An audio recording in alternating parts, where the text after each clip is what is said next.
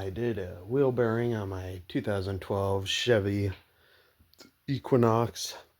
All started one day. I was coming back from work, and the all-wheel drive went off. And then a few minutes later, the traction control light went off. I don't know if I can even show you that. But I had the ABS light on, the traction control light on, which is, yeah, that one right there. And then the little ziggly lines. And then on the main screen, all-wheel drive off. Suspension issues or whatever. And ran the code. It came up for this passenger tire right here as having a faulty speed sensor. So I did go order that. Figure it is the cheapest, quickest fix. So replaced the speed sensor, and it did not work.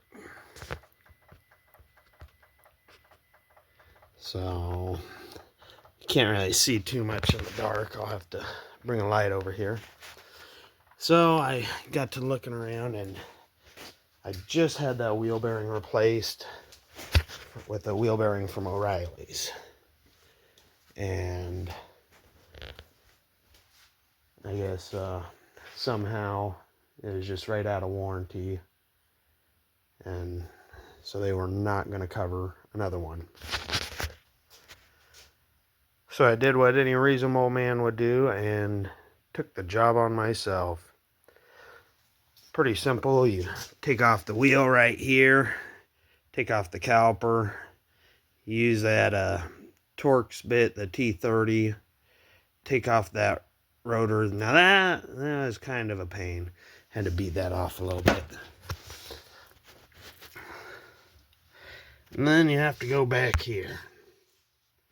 And there is 3 bolts connecting that hub assembly onto the axle shaft. And you take those off, and you have a big old 36mm axle nut right there. That was kind of a pain. Had to use a hand impact to get that off, but got it all off. It took a few hours, and got it off. Went on to Amazon, ordered their cheapest hub assembly. I also ordered my speed sensors that are on it now from Amazon, and slapped it all together. It's went at least 15,000 miles now with that new Amazon hub assembly. Works perfectly fine. Everybody said it'll go to shit. No, it's holding up. I would recommend, to get to the hub, definitely use a swivel. Find a 13mm socket. 18mm also. And then this is how you'll get that little rotor off. You need that little T30. I got this one at Tractor Supply. It is one of the ones that did not surprisingly break. It's even hollow inside. I broke my impact one off in there. How? It was seized up pretty good. I had to use a lot of penetrating oil. And then I had to use the big 36mm socket to get it off. I'll put a link in for some tools, helpful tools, and the hub assembly that I did purchase off of Amazon. I highly recommend it. Very simple, easy fix. Took me, an amateur, maybe an hour and a half to do all the work. I'll probably go through, replace them all.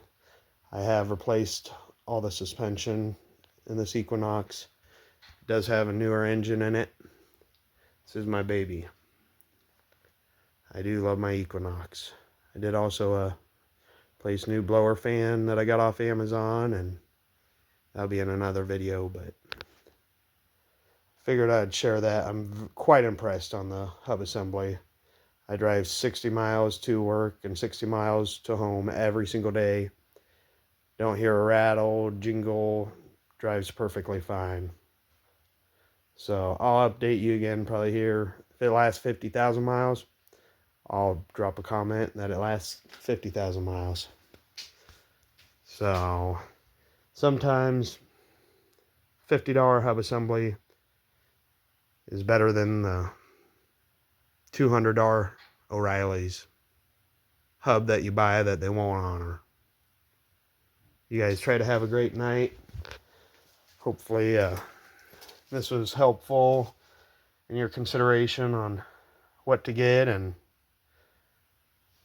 I'd say you guys have a great night.